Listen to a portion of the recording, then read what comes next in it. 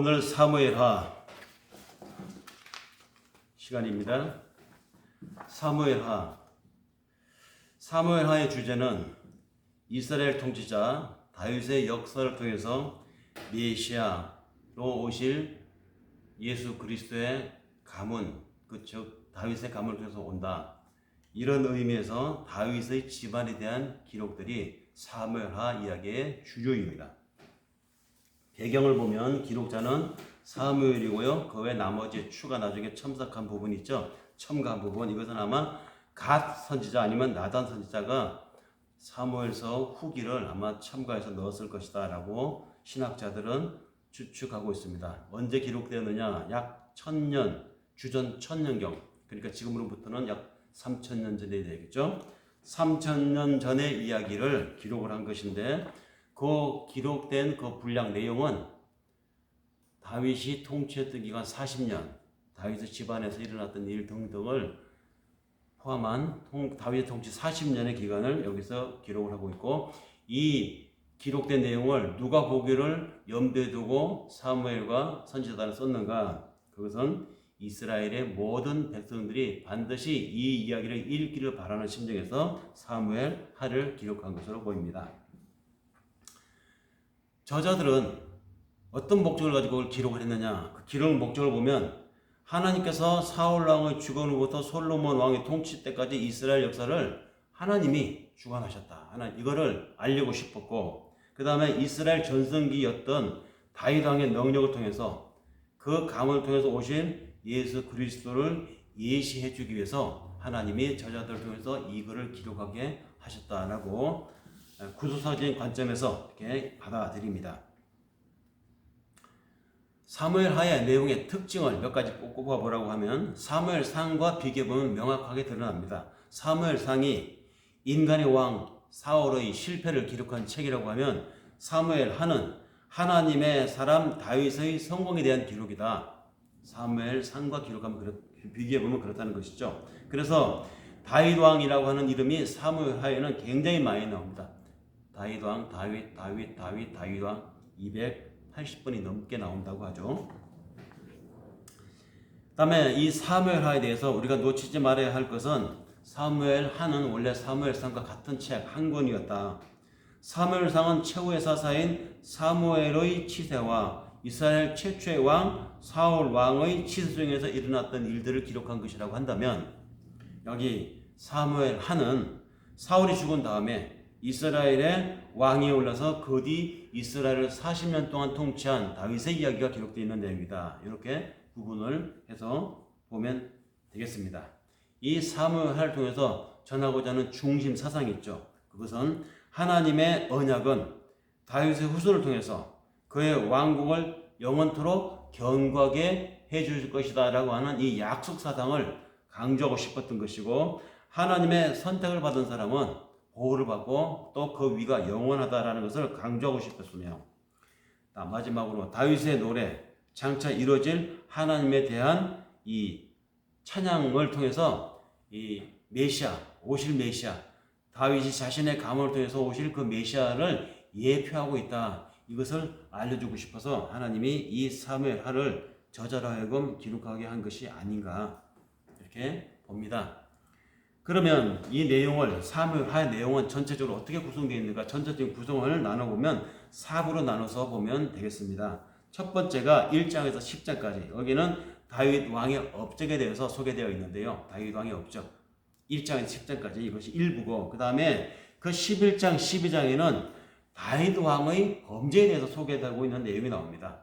이것이 2부인데요. 자, 1부가 다윗 왕의 업적, 2부가 다윗 왕의 범죄. 그렇다면 세 번째 3부는 그것이 13장에서 20장까지의 내용인데, 거기에는 그로 범죄를 했죠. 2부에서. 그럼 3부는 그 범죄로 인한 다윗의 시련과 고난을 소개하고 있는 내용입니다.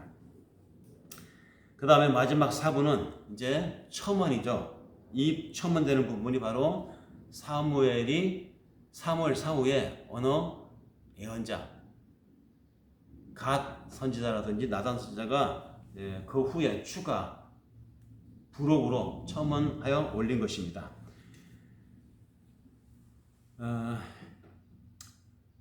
다윗 왕의 말년에 대한 통치가 이제 마지막 그 사부에 언급된 그 21장 24장까지죠. 이와 같이 구성되고 있는 내용을 세부적으로 이제 들어가 보면, 자, 1장에서 10장까지 보면은 다윗이 왕으로 오르는 이제 그 내용에 대해서 소개되는 그 중심이라고 이제 할 수 있는데, 다윗이 처음부터 이렇게 이스라엘 전체 왕이 된 것은 아니었습니다.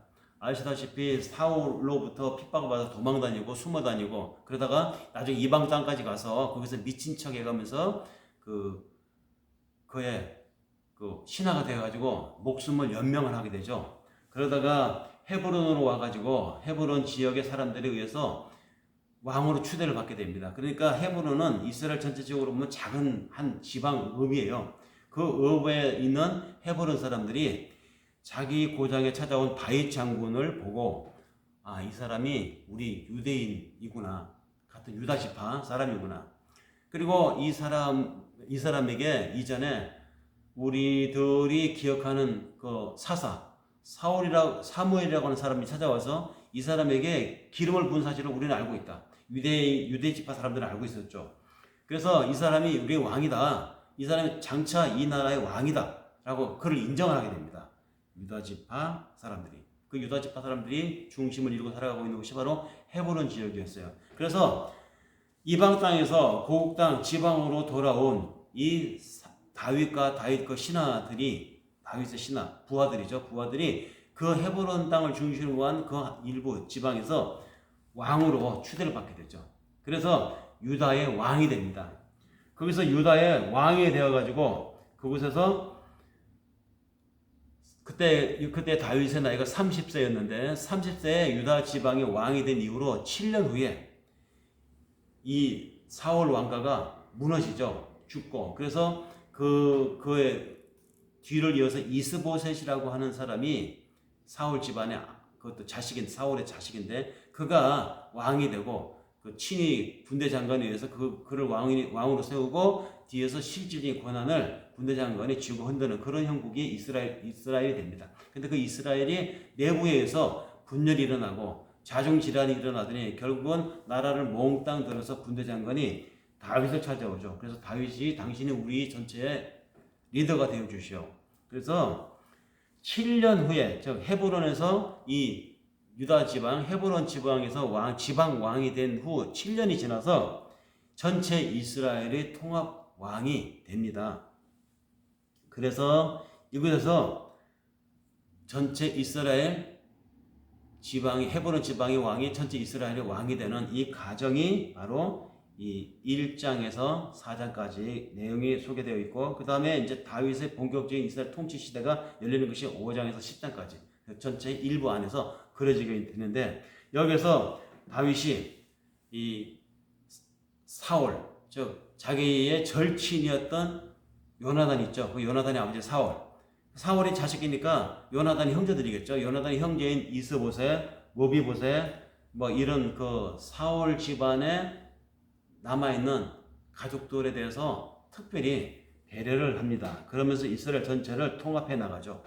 이스라엘 전체를 통합하면서 이스라엘을 굉장히 영토를 확장하고 전쟁에서 이기고 이방 땅에 빼앗겼던 하나님의 법궤도 되찾아옵니다. 혁혁한 정과를 올리고 영토를 확장하는 일을 이 일부에서 이것이 바로 다윗 왕의 업적으로 소개되고 있는 일부의 내용입니다.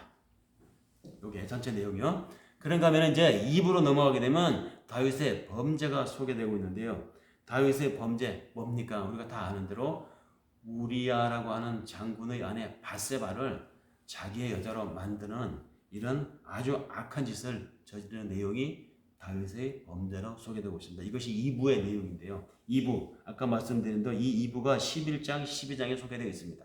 다윗이 남의 여자를 자기 여자로 뺏어서 그녀와 간통하는 것만 죄가 아니었습니다. 그 과정에 다윗이 살인죄까지 저질러요. 그 남의 유부녀를 자기 여자로 만들려면 그 여자의 남편이 죽어야 되지 않습니까? 근데 그 여자의 남편이 자신의 신하예요. 군대 장관이에요. 그러니까 다윗이 자기의 가장 가까이 있는 측근 장군을 불러서 그 자기가 마음에 두고 있는 여자의 남편이 어떻게 하면 전장에서 죽을 수 있는가라는 모략을 꾸미게 되죠. 그래서 전장의 최전선에 배치시켜서 그로 하여금 죽게 만듭니다. 그러니까 살인죄를 저지른 것이죠. 살인죄. 남의 여자를 뺏고자 그 여자의 남자를 의도적으로 죽을 수 있는 현장으로 몰아넣은 것, 이건 살인죄입니다. 그러니까 간음죄만 진 것이 아니고 살인죄까지 진 거예요. 그러니까 다윗의 범죄는 그가 첫째, 어느 하나님과 함께 하나님 마음에 합한 자로 인생을 살던 이 다윗 왕이 전체 왕, 그래서 왕이 되고 통일 이스라엘의 전체 통치자가 되고 전성기를 만들고 영토를 확장하고 전쟁에 나가는 것마다 승리하고 하다 보니까 이제 하나님을 더 고마워하고 하나님께 더 감사하고 더 신실해져야 되는데 이게 이제 높은 자리에 올라가니까 사람의 눈으로 사람을 보기 시작한 겁니다. 사람의 눈으로 사람을 보려고. 또 사람을 시켜서 사람을 알아보게 하고 뭡니까? 감찰을 했다는 것이죠. 그래서 불법을 저지르게 됩니다. 남의 여자를 취하는 그 과정에서 살인죄까지 저지르죠. 다윗의 그간의 신앙을 하나님이 기억하셨습니다. 그래서 다윗에게 회개할 수 있는 기회를 줍니다. 선지자를 보내서 양의 비유를 통해서 부자 양, 100마리의 양, 1마리의 양, 가난한 사람의 양, 이런 뭐 유명한 얘기했죠.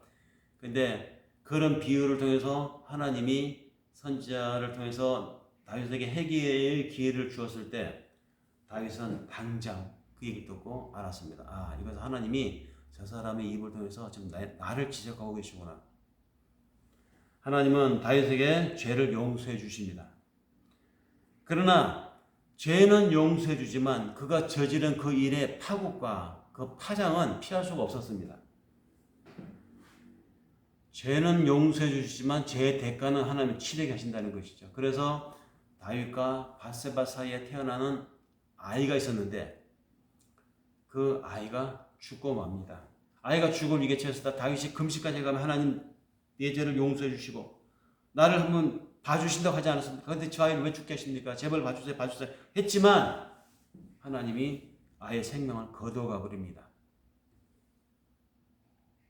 그래서 밧세바에서 다시 나중에 또 아이가 태어나게 되는데 그 태어난 아이가 솔로몬이라고 하는 다윗의 뒤를 잇는 이스라엘 다음 왕이 되죠. 그 다음에 이제 얘기하기로 하고요. 다윗이 범죄로 인해서 겪게 되는 고통은 밧세바와 사이에서 태어난 첫 아이를 잃는 것만으로 끝나지 않습니다. 그의 자식들 간의 동족 상잔이 일어나는 비극까지 겪게 됩니다. 다윗에게는 암논이라고 하는 맏아들이 있었어요. 다윗에게는 이 밧세바라고 하는 이 불법으로 취한 여자뿐만 아니고 아내가 아비가일도 있었고요. 사울의 딸도 있었습니다. 아내가 여럿입니다. 그 여럿인 아내에게서 태어난 여러 아들들이 있었어요. 그런데 이제 제일 먼저 얻게 된 아들 암논이라고 하는 아들이 있는데 이 암논이라고 하는 이 아들이 자기 아버지가 다른 여자에게서 낳은 딸들이 있는데 그 딸을 마음에 뒀어요. 그래서 그 마음에 둔 딸, 그러니까 자기 여동생이죠. 이복 여동생인데 이 이복 여동생을 이 암몬이라고 하는 오빠가 간계를 꾸며가지고 자기 처소로 끌어들여서 강간을 해버립니다. 강간당하고 돌아온 자기 여동생을 본 그 오빠, 같은 배에서 태어난 오빠, 같은 어머니 둔 사람이자 압살롬이 겪고 나중에 기회를 봐서 자기 여동생의 몸을 더럽힌 자기 형 암논을 살해해버립니다. 이런 일이 다윗이 왕으로 있을 때 그의 눈앞에서 벌어졌어요. 아니 자기 자식들이 벌이는 이 일을 아버지가 겪게 됩니다. 하나님이 징계를 하신 것이죠.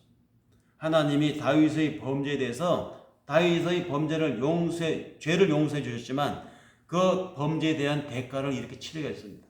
그것뿐만이 아닙니다. 다윗의 범죄로 인한 다윗의 고난은 압살롬으로 인해서 본격적으로 일어나게 됩니다. 압살롬이 아버지가 죽으면 자기가 왕이 될 텐데 그걸 못 기다린 거예요. 그래서 빨리 아버지가 죽고 왕이 되고 싶은데 아버지가 안 죽으니까 얘가 사람들의 마음을 훔치고 신하들의 마음을 돌이켜서 자기 사람을 만들어서 아버지를 쫓아내버려요. 자기가 왕이 됩니다. 그러니까 왕인 아버지 다윗이 자기 아들의 반란에 의해서 쫓겨나 버리는 것입니다. 쫓겨나서 그 목숨을 부시하기 위해서 도망다녀요. 자기 측근 신하들하고 같이. 다행히 나중에 그 반란이 진압이 되어서 다시 왕으로 복귀하지만 그러나 복귀하는 그 과정에서 다윗은 자기의 사랑하는 아들 압살롬을 잃게 됩니다. 반란이 진압되니까 오히려 정교군이 다시 역전이 돼가지고 반란군을 진압하게 되겠죠. 반란군 수장이었던 아들 압살롬이 도망가다가 나무에 목이 걸려가지고 댕가 목뼈가 부러져서 죽습니다. 이것을 다윗이 자기 눈앞에서 자기 생전에 이은 비극을 겪게 됩니다. 다윗의 시련과 다윗의 고난이 그가 지은 죄로 인해서 왔다는 것을 성경은 이야기해 주고 있습니다. 그리고 다윗은 말년에 정권 싸움을 하는 정권은 다윗의 뒤를 이어서 정권을 누가 이을 것인가를 놓고 자기 부인 그 바세바는 솔로몬을 왕위에 세우려고 막 온갖 모략을 다 꾸미죠.